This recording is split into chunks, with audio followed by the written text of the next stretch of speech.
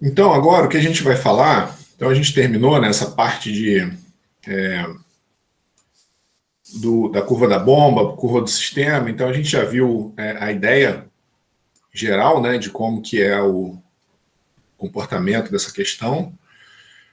Mas a questão agora, né, o que é importante a gente ver é que tem diversos fatores que tornam necessário, né, a análise da mudança do ponto de trabalho.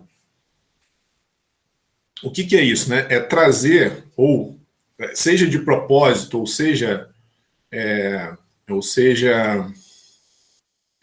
uma questão da característica do sistema, né, como por exemplo incrustação que vai acontecendo na linha, né, que muda o ponto de trabalho, mas é importante a gente entender como lidar com essa mudança do ponto de trabalho aqui, que pode ocorrer ao longo da vida útil da bomba. Então, o que pode acontecer, né? Por exemplo, quais são os fatores que podem fazer com que o ponto de trabalho mude, né? Tem fatores inerentes à vida útil do sistema, como, por exemplo, incrustações na linha, né? Então, você está bombeando um fluido muito sujo, eventualmente vai entupindo ali toda a tubulação, isso vai aumentando a perda de carga e a curva ré de vazão do sistema muda.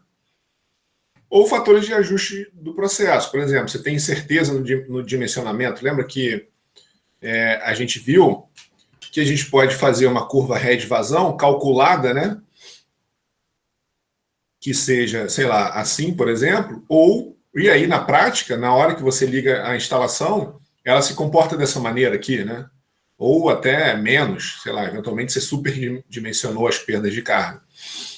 Então pode ser necessário a gente mudar a curva da bomba, né? Ou mudar a bomba em função dessa questão,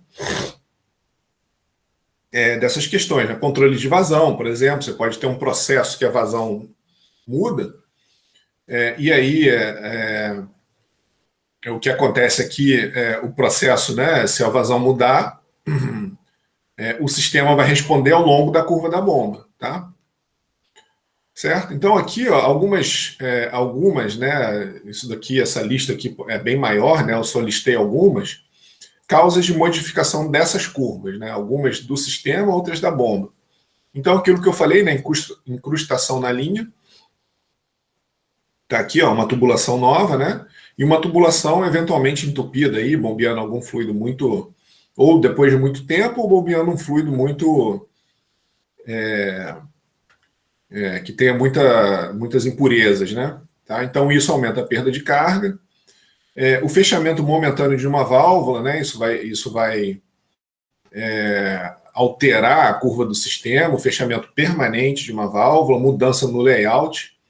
Então, eventualmente, você dimensionou um processo industrial, sei lá, que passava por um certo processo que não precisa mais. Não sei, isso daqui é bem genérico, né? Então, o layout da sua planta pode ter mudado. Mudança no diâmetro da linha, mudança de elevação do reservatório. Então, aqui eu estou listando um monte de causa, né, que pode mudar as curvas da bomba ou do processo, né? Inclusão ou exclusão de acessório na linha. Então, você pode colocar um trocador de calor. Aí, junto desse acessório, pode ser instrumentação, né? Então, você pode colocar um medidor de vazão. Então, aqui está um exemplo de um medidor de vazão. Ele pode causar uma perda de carga na linha, né? Então, acessórios, né? E instrumentação. E instrumentação podem, sim, causar perda de carga na linha, né? Você pode querer dar flexibilidade na planta, você pode querer simplesmente calcular vários pontos de trabalho simplesmente para dar flexibilidade na planta, né? Variação de temperatura do fluido, mudança de fluido, variação de demanda, incerteza no coeficiente de projeto. Então, uma série de causas, né? Então, aqui, claro que isso daqui continua, né? Um asterisco aqui, que continua por uma série de motivos que podem se fazer necessários a mudança do ponto de trabalho. O nosso objetivo aqui não é ficar estudando ou analisando cada um desses, é analisar o impacto da mudança do ponto de trabalho, como prever e onde que vai estar, em função da curva da bomba do sistema, onde o novo ponto de trabalho estará. Certo? Então, aqui está esse lance de incerteza de coeficiente de projeto, né? Isso daqui é uma foto até de um projeto que eu participei, então tem um sistema de tubulação aqui, ó, que é um zigue-zague, né? Ele vem lá, volta aqui, volta lá.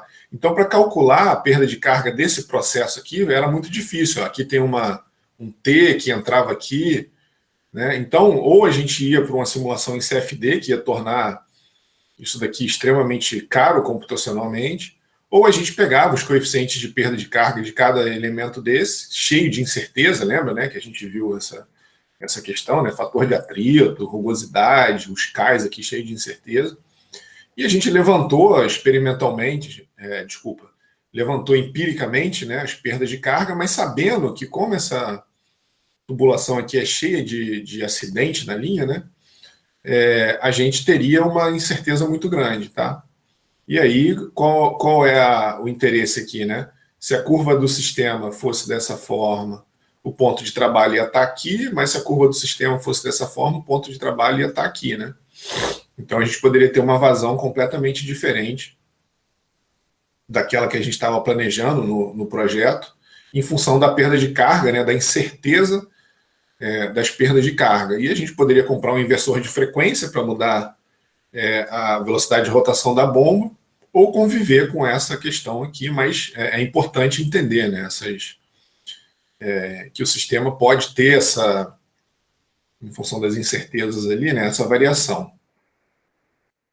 E aí, né, como motivação, né, disso que a gente está falando, ó, é o seguinte, ó, digamos que você dimensionou um sistema calculando, né, lembra, usando essa expressão aqui, que é um cálculo, né, onde as incertezas maiores estão aqui, né, nos cais, que são os coeficientes de perda localizada, e no F, né, que é o fator de atrito lá do diagrama de Moody, né, que a gente tira por Moody, tá? Então aqui, e até mesmo as rugosidades relativas, né?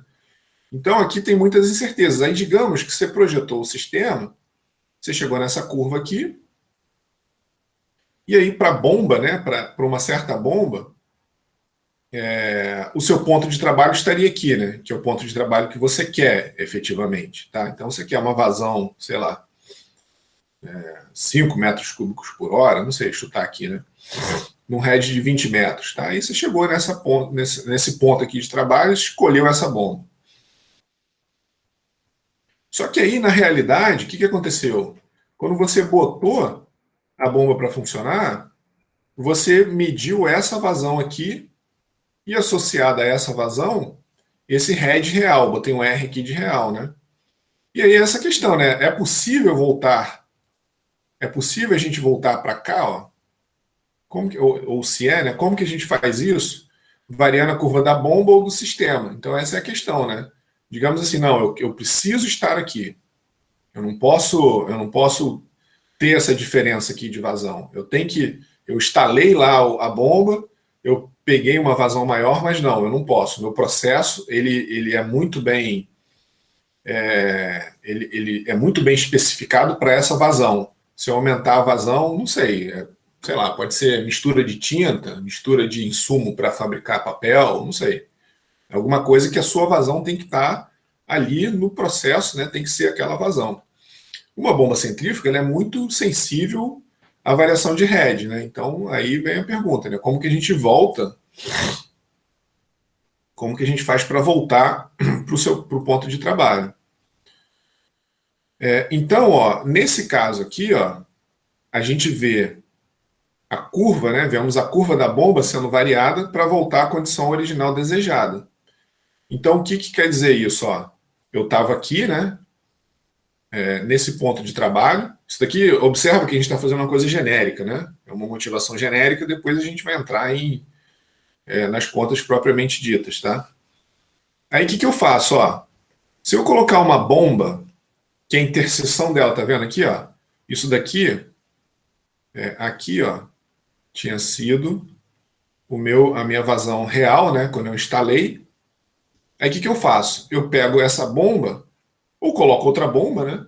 Ou coloco essa mesma bomba em outra condição. Eu posso variar o diâmetro do impelidor, eu posso variar a velocidade de rotação, tá? E aí, se eu mudar a curva da bomba para cá, para baixo, né, passar da azul para vermelha, eventualmente ela vai encontrar a curva do sistema aqui, onde eu quero. Tá? Então, eu mudei aqui a curva da bomba. Certo? Ou a outra coisa que eu posso fazer é aumentar artificialmente a curva do sistema, aumentar a perda de carga do sistema. Então, observa o seguinte, ó, eu calculei essa curva, tá? Eu calculei no papel. Quando a gente colocou a bomba para instalar, quando a gente botou o nosso processo para operar, o que aconteceu na vida real foi isso daqui, a perda de carga foi menor, você superdimensionou a perda de carga. E eu quero artificialmente aumentar a perda de carga aqui, ó, trazer essa curva para essa parte amarela aqui, para ela encontrar a curva da bomba no ponto de trabalho que eu quero. Certo? Como que eu faço isso? Né? Então a gente vai ver nessa parte do curso como prever, né, essas variações da curva da bomba e da curva do sistema. Tá? O que a gente pode fazer nessa curva amarela aqui, ó, ela foi calculada, mas com grau de certeza. Né? E eu trouxe o sistema real modificado para coincidir com a curva calculada. Artificialmente eu fiz isso. A gente vai ver como é que a gente faz isso. Tá? Quer dizer, eu fiz isso na prática, né? Mas artificialmente no sentido que essa curva aqui eu precisei fazer alguma coisa no sistema para trazer ela aqui para cima. E a gente vai ver ao longo, né, nessa parte do curso o que é isso, né, especificamente. Tá? Então, o que a gente vai ver? Né? Como determinar a curva da bomba em função da variação das suas condições de operação, velocidade de rotação e diâmetro do impelidor, e como determinar a curva do sistema em função das variações, então aqui, variações é que é a palavra-chave dessa parte, né? Das suas características, perda de carga, desnível do reservatório, diferença de pressão, tá? Então a gente vai ver como mudar a curva do sistema e como mudar a curva da bomba. Na verdade, como quantificar, né? Esse determinar aqui significaria como quantificar onde, né? O que eu preciso fazer da bomba, qual o diâmetro que eu preciso mudar, qual a rotação que eu preciso mudar na bomba para trazer a curva aqui para baixo, ou qual a perda de carga, por exemplo, que eu tenho que aumentar no sistema para trazer a curva aqui para cima.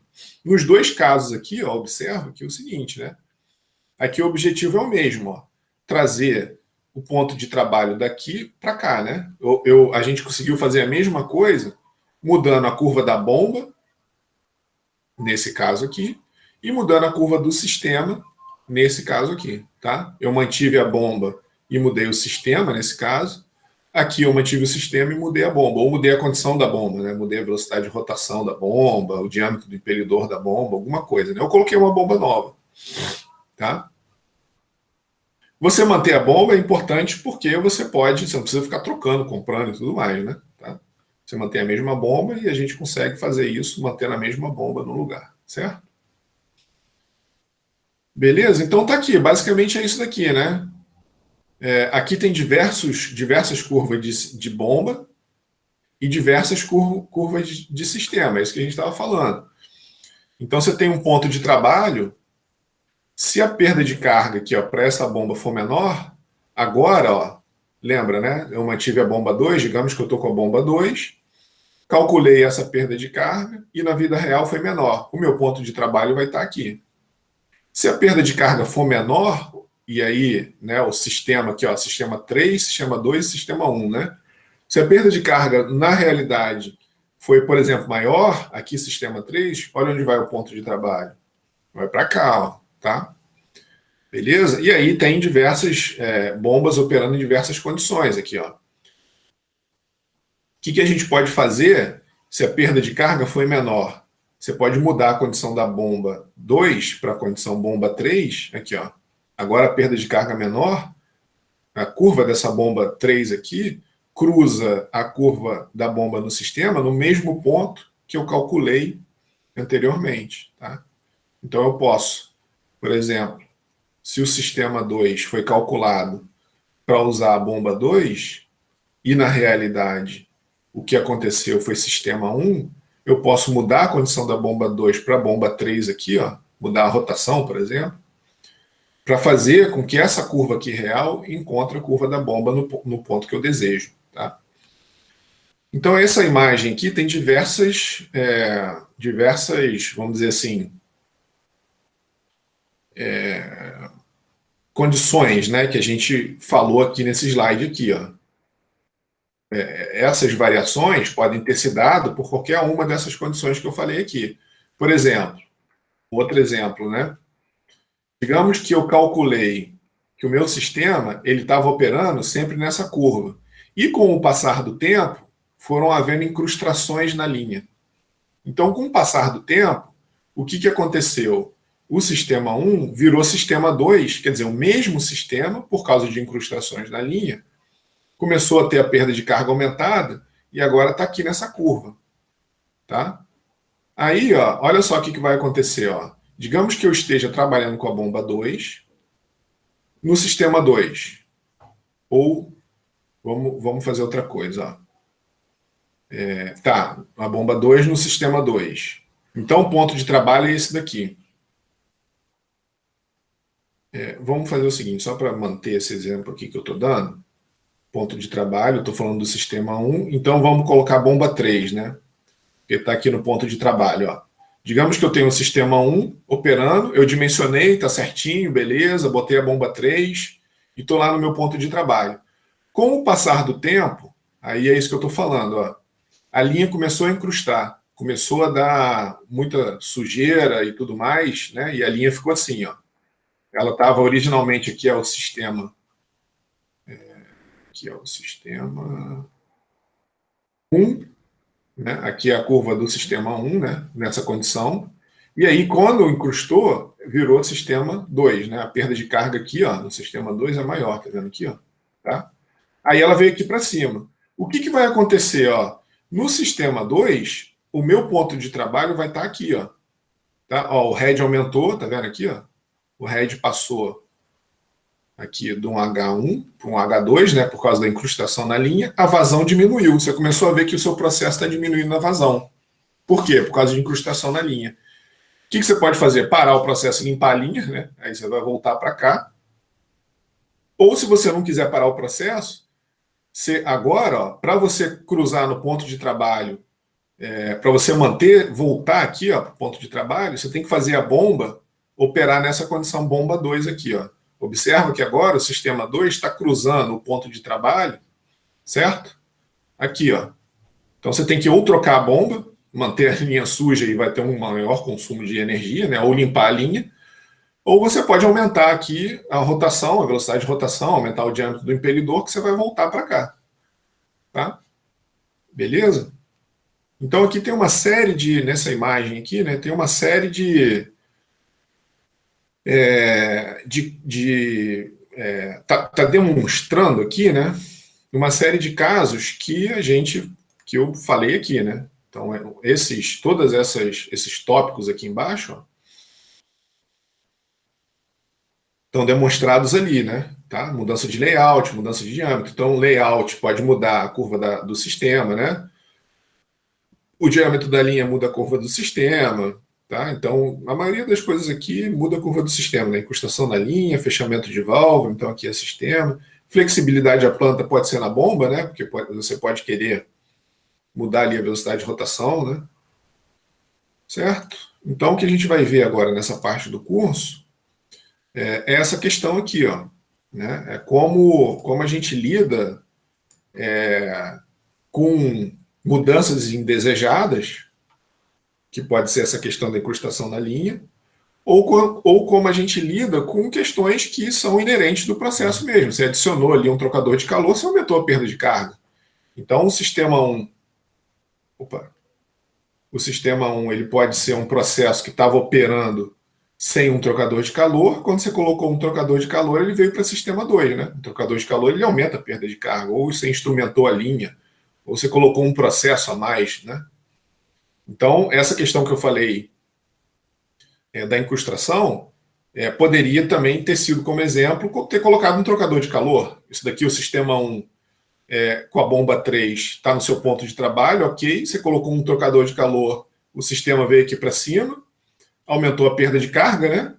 Certo? Então, se você manter a bomba 3, o que vai acontecer é que você vai ter aumentado a perda de carga, colocando um trocador de calor aqui, né? Então ele veio aqui para o sistema 2, tá? Beleza? Na bomba 3 aqui. Aí você fala, não, mas eu preciso estar no ponto de trabalho, na vazão de trabalho QT. Você tem que mudar a sua bomba para essa condição aqui, tá? Um trocador de calor na linha, certo? Beleza? Então, nesse contexto todo que eu estou falando, né, de forma geral, a gente vai analisar separadamente a estratégia de variar a curva do sistema. Então, é isso que eu estava falando, né, uma bomba já no local. O que eu faço, né? Se eu já tenho uma bomba no local e sem flexibilidade, eu não consigo mudar a velocidade de rotação, eu não consigo mudar facilmente o diâmetro do impelidor, então eu tenho que mudar o sistema, eu tenho que mexer no sistema, né? É isso que está mostrando aqui, ó. Eu queria estar na vazão de trabalho QT2, calculei essa perda de carga, mas na vida real a perda de carga se mostrou aqui, né? Abaixo ou acima. Então, o que eu faço para voltar para o ponto de trabalho mexendo no sistema? Tá? Então, aqui o que eu estou mostrando é essa questão da incerteza no cálculo da rugosidade. Né? Então, eu tenho uma incerteza associada ao cálculo da rugosidade dos tubos. Então, é normal que isso me dê uma incerteza no cálculo do F, né? Do fator de atrito, que ele vai ter o mesmo peso lá, né? Certo? Que tem a incerteza no comprimento, a incerteza no diâmetro. Então, se eu dobrar o fator de atrito, eu estou dobrando o comprimento, né, da perda de carga, distribuída. Tá? Então a gente pode ter aqui, né, essa incerteza, ela pode ser expandida, né? Ela pode chegar aqui até a perda de carga e aí a gente tem um sistema com a perda de carga maior. Se eu não conseguir mudar a bomba, o que eu posso fazer no sistema para trazer de volta o ponto de trabalho, né? Tá?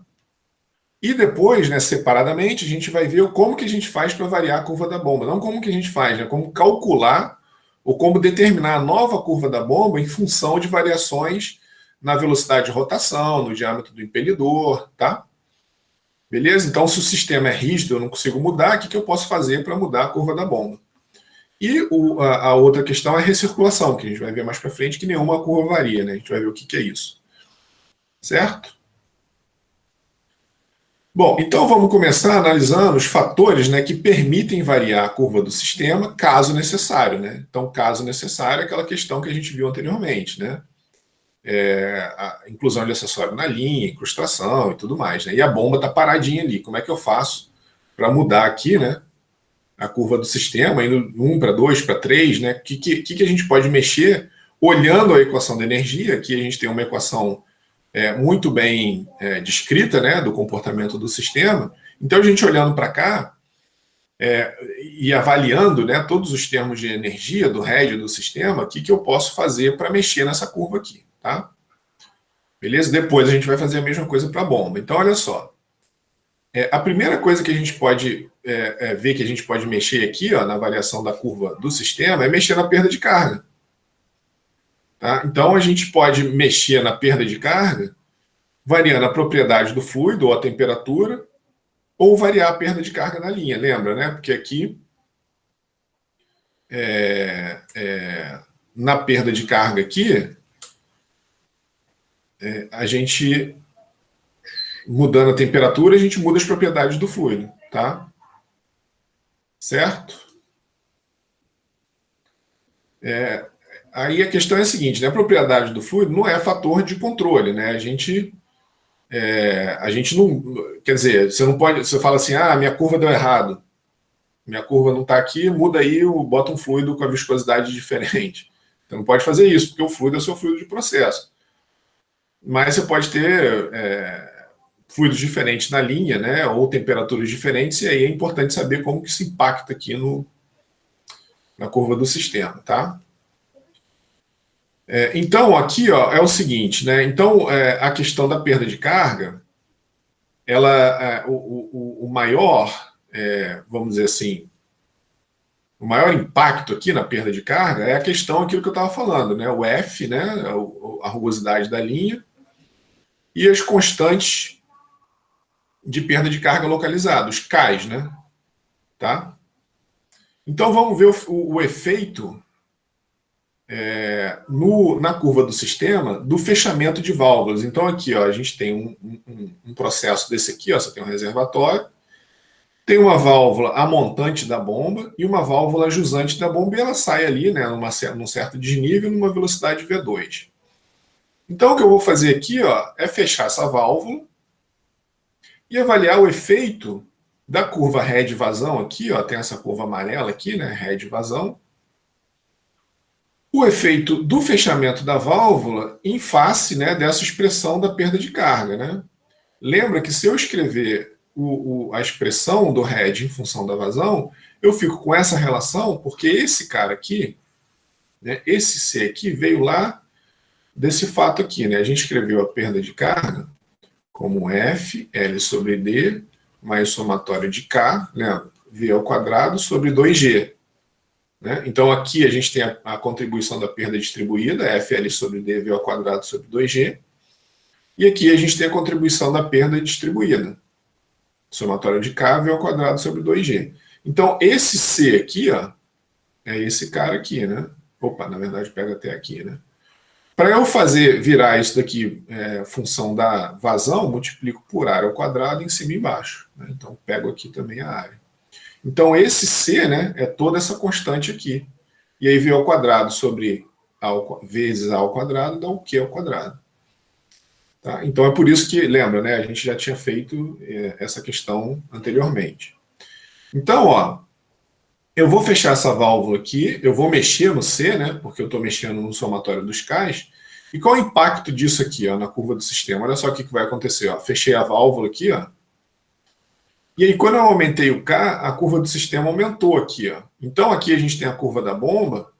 Se eu fechar uma válvula ajusante da bomba, né, depois da bomba, eu consigo variar a perda de carga artificialmente. Vou abrir aqui a válvula e a perda de carga vai cair ali. Abri a válvula aqui e a perda de carga caiu. Né? Então, eu estou mostrando aqui que eu consigo, de uma forma muito simples, se eu precisar trazer a curva do sistema para um ponto aqui para cima, se ela já estiver na abertura máxima, eu não consigo descer mais, né, nesse caso, mas eu consigo artificialmente trazer a curva do sistema aqui para cima se eu precisar trazer o ponto de trabalho um pouquinho mais para cá, né, aumentar a perda de carga e diminuir um pouquinho a vazão. Isso daqui é mais ou menos como você andar com carro com freio de mão puxado, né? Você fala assim, preciso ir a 100 km por hora, mas tem um motor de 400 cavalos que o acelerador está agarrado lá, não consigo variar o acelerador. Seria o caso de uma bomba sem inversões de frequência. Então você vai, né? Você acelera no máximo na sua Ferrari, e aí você puxa o freio de mão, e aí você vai estar a 100 km por hora. Então é mais ou menos a mesma coisa. Você tem uma bomba que te permite estar nessa vazão, com essa perda de carga. Você fechou uma válvula, você aumentou a perda de carga aqui, né? Você aumentou a resistência contra a qual a bomba está escoando, mas ela está consumindo a mesma potência ali. Né? O ideal aqui é você botar uma bomba com consumo menor para você estar nessa vazão aqui mais adequada, né? Certo? Numa vazão menor aqui, certo? Mas, momentaneamente, se você precisar por algum motivo, por exemplo, você tinha um trocador de calor na sua linha, você tirou para manutenção. Aí, foi mal. Aí a perda de carga veio aqui para baixo. Mas você precisa manter seu processo aqui. O que você faz? Você fecha uma válvula para simular a perda de carga que aquele trocador de calor estava exercendo ali. Certo? Fechou a válvula, voltou ali para o ponto de trabalho que você queria. Quando você colocar o trocador de calor de novo, você abre a válvula. Aí a curva vai voltar para cá, sem o trocador de calor e com a válvula aberta. Aí no momento que você colocou o trocador de calor, aí ela fica de novo, novamente, funcionando no processo que você quer, né? Na vazão que você quer e o head que você calculou. Tá? Então é uma maneira de controlar a curva head-vazão, adicionar artificialmente uma perda de carga na linha. Tá? Beleza? Uma outra questão, né, se a gente olhar aqui para a curva da altura manométrica do sistema, é que a gente pode mudar o desnível do reservatório ou a pressão dos reservatórios, mas isso aqui, né, normalmente, não é muito prático, né, você ficar mudando o nível de reservatório para mudar head do sistema, né? Mas tem duas situações aqui que merecem comentários, né? Não é fator de ajuste, né? Não é fator de controle, mas são fatores, aí é um parênteses aqui dentro, né, que merecem comentários. Então, olha só, se a linha de recalque estiver vazia, olha o que vai acontecer. Você começou a bombear aqui o fluido. Enquanto a linha de recalque não estiver totalmente preenchida, né, na primeiro funcionamento da bomba, o Z que ela tem que vencer é esse ZB' aqui, ó, porque o fluido tem que subir até aqui em cima, né? Só que no momento que a linha enche, aí isso daqui é muito rápido, né? Aí ele desce aqui, o ponto de trabalho em regime permanente é o ZB, né? Que é a diferença desse nível aqui para esse nível aqui, tá? Antes de novo, né? Antes da linha estar cheia, a bomba precisa empurrar o fluido até aqui em cima, mas ela só atinge o equilíbrio quando o fluido preenche a linha e volta. Isso é, de novo, isso é muito rápido, mas, enfim, se for constantemente, se isso for feito constantemente, ou se for um desnível muito grande, a bomba tem que estar preparada para isso, tá? Beleza? Então tá aqui, ó. Essa curva aqui, ó, ZB' preta, ela é exatamente a mesma curva. Isso daqui é a curva no regime permanente, né? A curva amarela aqui, ó, é o PB menos PA sobre o ρg, ZB menos EA mais perda de carga, é a curva amarela, é a curva no regime permanente. E essa curva preta aqui, ó, ela tem o ZB' aqui, tá vendo? Que é no momento que a bomba parte. Então, se isso daqui for muito severo, se essa diferença aqui for muito severa, você pode trazer a bomba fora da faixa de operação dela e, eventualmente, mesmo que seja por um curto espaço de tempo, de repente, danificar a bomba, né? Então tem que tomar cuidado com isso, né? Tá? Tem que tomar cuidado com essa questão se isso daqui é severo, tá? Se for um nível pequeno, tudo bem, mas se for muito grande, cuidado com isso. Seguinte, ó, são grandes variações de nível. Então, considere essa configuração abaixo aqui, ó. A gente quer passar fluido desse reservatório, que está nesse nível ZA, para esse reservatório aqui, o B aqui está vazio, e o reservatório A está cheio. Então, no começo aqui, ó, você tem uma diferença ZB menos EA. O que é o ZB menos EA? Né? É o desnível em B e o desnível em A. É o que ele tem que vencer aqui, né? Certo? Ele tem que vencer um ΔH aqui, estático, muito pequenininho aqui, né? Porque o nível é quase... Essa contribuição aqui, ó, é quase zero, né? No começo do bombeamento, tá? Porque esse reservatório está muito cheio e esse muito vazio. E a curva do sistema é esse aqui, ó. À medida que a gente vai enchendo esse reservatório B, olha o que vai acontecendo, ó. O desnível muda, né? Esse reservatório agora está muito cheio e esse muito vazio, e a gente tem uma configuração que esse desnível aqui aumentou bastante. Olha aqui agora quanto é que está o desnível aqui, ó. Tá? Bem maior, né? Esse ΔH aqui, pode ser, né? Se chamar de H se você quiser. Está bem maior que esse H aqui, que era pequenininho, ó, no começo. Então, a curva do sistema, à medida que você está bombeando fluido, e de novo, né, isso não é fator de controle, mas é só um parênteses aqui para perceber que todo esse processo de bombeamento tem que estar dentro da faixa de operação da bomba. Isso que eu marquei aqui atrás também, né? Certo? Você tem que tomar cuidado para que esse fechamento da válvula, essa questão aqui dessa variação de energia, essa questão do desnível aqui, né?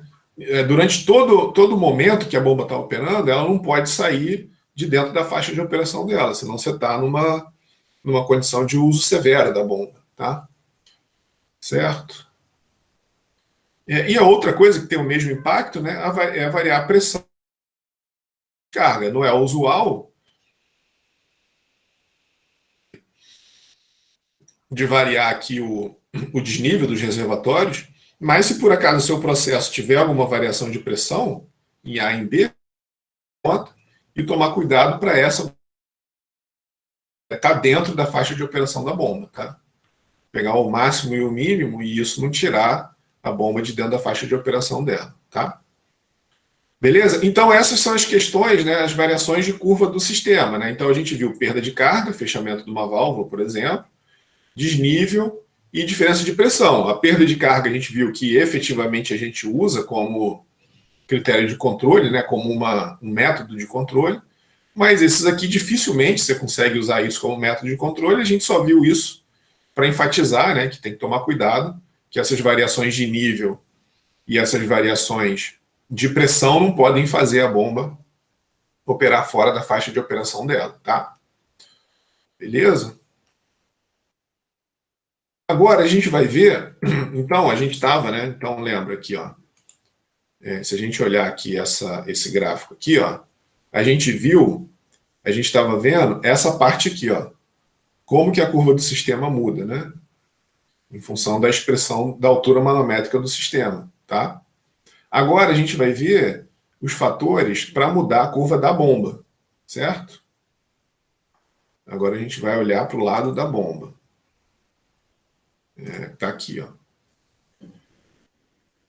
Então, a gente viu já, né, várias formas de curva de bomba. Então, aqui a gente viu bombas operando com velocidade de rotação diferente aqui, né? Tá? Desculpa, com diâmetro de impelidor diferente. A mesma bomba, né, o mesmo modelo de bomba, com impelidor de 12 polegadas e 3 quartos, 11 polegadas e 1 quarto, 9 polegadas e 3 quartos, né?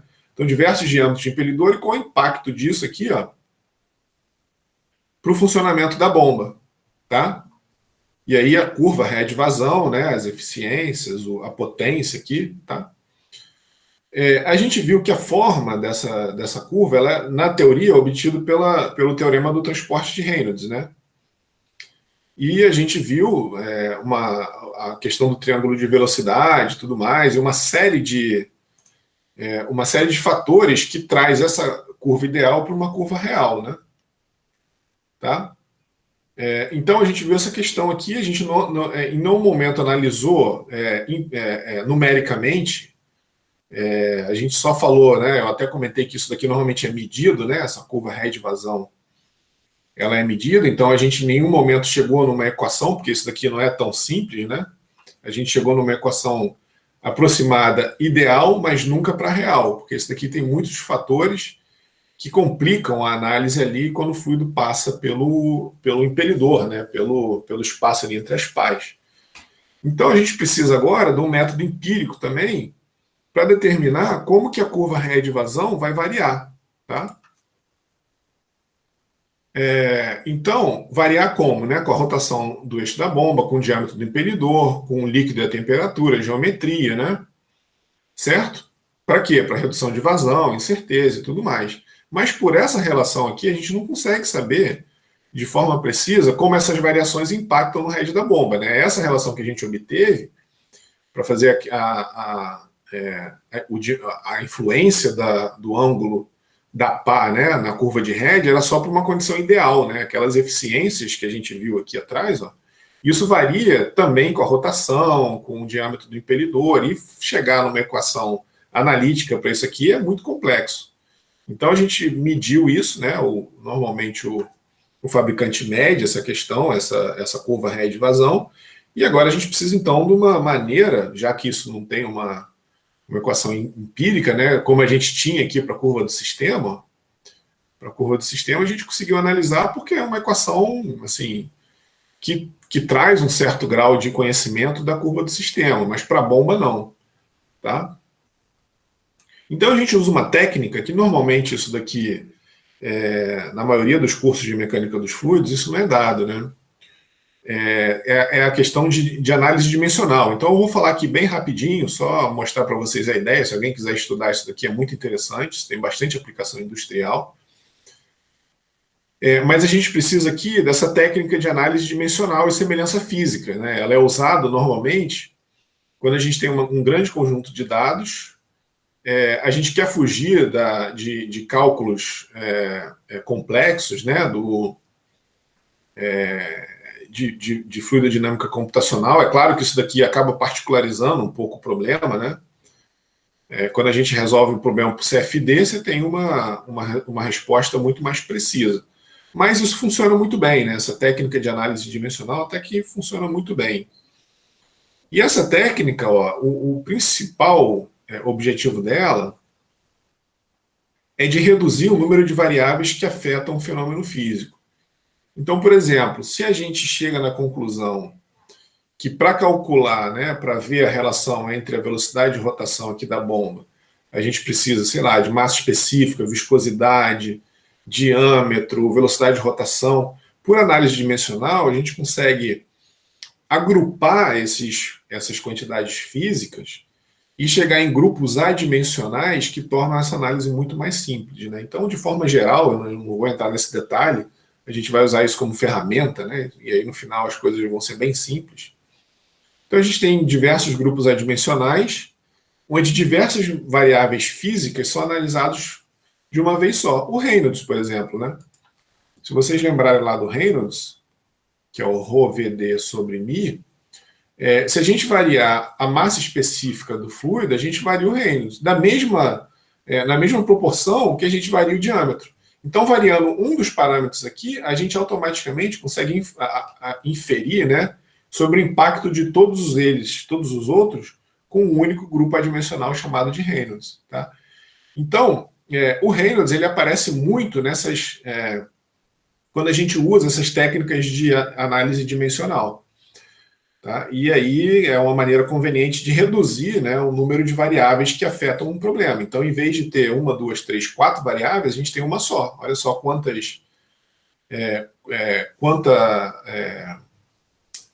que a gente consegue economizar, né, em tempo de laboratório, em experimento. Em vez de ficar variando diâmetro de tubo, velocidade de escoamento e fluido, você varia um deles só, que você já está variando todo um grupo adimensional.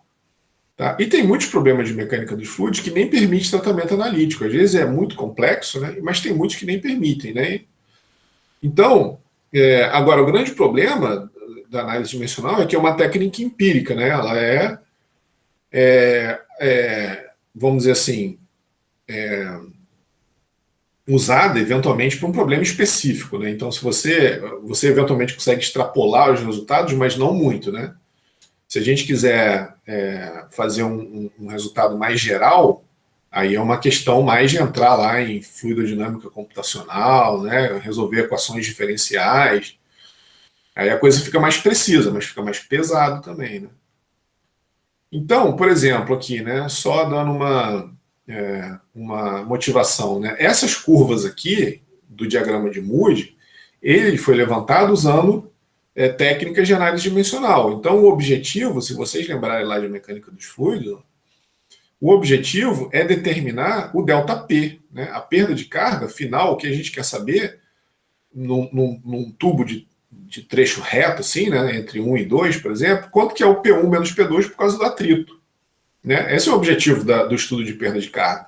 Esse ΔP é uma função F genérica, né? Do diâmetro da tubulação, quanto maior o diâmetro, menor a perda de carga, da rugosidade, quanto maior a rugosidade, maior a perda de carga, do comprimento, quanto maior o comprimento L do tubo, maior será a perda de carga, da velocidade, né? Então, isso tudo, o pesquisador vai lá para desenvolver a técnica de análise dimensional, ele tem que levantar, ele tem que ter experiência, né? Experiência mesmo, assim, de saber falar assim, não, olha, a perda de carga, ele pode até ir para o laboratório e medir a pressão, né? Se ele quiser saber efetivamente a relação de pressão e falar, não, deixa eu ver aqui o que está influenciando a pressão. Coloca um tubo de diâmetro maior e vejo que o ΔP diminuiu. Beleza, pô, então quanto maior o diâmetro influi. Mudo o E aqui, né? Mudo a rugosidade relativa e vejo que mudou o ΔP. Opa, o ΔP influi. Coloco um tubo maior ou menor, vejo que o ΔP é maior ou menor. Opa, o ΔP influi. Então, mudo a cor. Aí ele fala assim, não, vou botar um tubo azul e comparar com um tubo branco. Aí ele viu que o ΔP não variou nada. Pô, então cor não deve estar entre o conjunto de variáveis físicas que influenciam na perda de carga, tá? No ΔP, entre dois pontos aqui do escoamento. Então ele tira, e se ele quiser colocar, ele pode botar aqui, né? Cor do tubo. Como uma das variáveis, diâmetro, rugosidade, comprimento, velocidade, massa específica e viscosidade, ele pode pôr cor do tubo. Deixa eu testar aqui, um tubo preto e um tubo amarelo. Ele vai ver, experimentalmente, que a cor não influencia na perda de carga. E, naturalmente, a cor do tubo, por essa técnica de análise dimensional, ela vai sair da análise. Tá? Aí, esse passo aqui, ó, isso aqui é muito bem explicado nos livros de mecânica dos fluidos, é fácil, não é difícil, é uma receitinha de bolo. A técnica de análise dimensional, ela permite, ó, observa o seguinte, eu tenho um ΔP, então tem 1, 2, 3, 4, 5, 6, 7 variáveis físicas aqui, ó, variáveis dimensionais. Dimensionais, né? Se eu quiser analisar a perda de carga para todos os tubos no mundo, para todos os diâmetros, para todas as rugosidades relativas, para todos os comprimentos, o meu trabalho vai ser gigantesco, né? Porque eu tenho 7 variáveis para mudar aqui, ó. Eu mudo a viscosidade, então eu tenho que ter 7 variáveis, eu tenho que ter vários pontos de diferentes viscosidades de fluido, mantendo todos esses caras aqui constantes. Depois, vários pontos de massa específica, mantendo todos esses caras constantes. Então, a coisa pode ficar muito complexa. A técnica de análise dimensional reduz essa dependência para aqui, ó, nesse caso, né? 1, 2, 3, tá vendo? Então, ele reduziu de 7 variáveis dimensionais para 3 variáveis adimensionais. Esse passo aqui é que entra a técnica de análise dimensional. É nessa redução aqui. E aí depois, o trabalho experimental é levantar esse φ2 aqui. Ó. O que ele está dizendo? Ó? Que eu passei de uma dependência dimensional do ΔP com todas essas grandezas aqui adimensionais para uma dependência adimensional do ΔP e esse HL aqui, né? Eu poderia ter botado ΔP sobre ρ aqui, né? ΔP sobre ρ. Então, essa é a dependência. Essa aqui, ó, é a variação de pressão adimensional, tá? Beleza? Então, eu passei de uma variação de pressão dimensional para uma variação de pressão adimensional e apareceu esse agrupamento de variáveis aqui pela técnica de análise dimensional. Aí vocês têm que dar uma olhada no livro lá. Não é o objetivo aqui da gente ver isso, né? Acreditem em mim que a coisa acontece assim, né? Só vocês olharem lá no livro, tem toda a receitinha de bolo de como passar daqui para cá. Então a pressão adimensional fica escrito dessa forma, se vocês jogarem as dimensões aqui, vocês vão ver que isso daqui não tem dimensão, né? Assim como Reynolds, assim como é sobre D. Então a técnica de análise dimensional, ela é responsável por fazer esse passo aqui, ó, tá? Você tem um fenômeno físico que você quer estudar, e você quer reduzir o número de variáveis dimensionais que você precisa analisar. E aí a técnica de análise dimensional te traz para cá. Bom, eu tinha uma dependência de um F aqui, dos parâmetros dimensionais, agora eu tenho uma dependência de uma outra função φ2 aqui. Tá?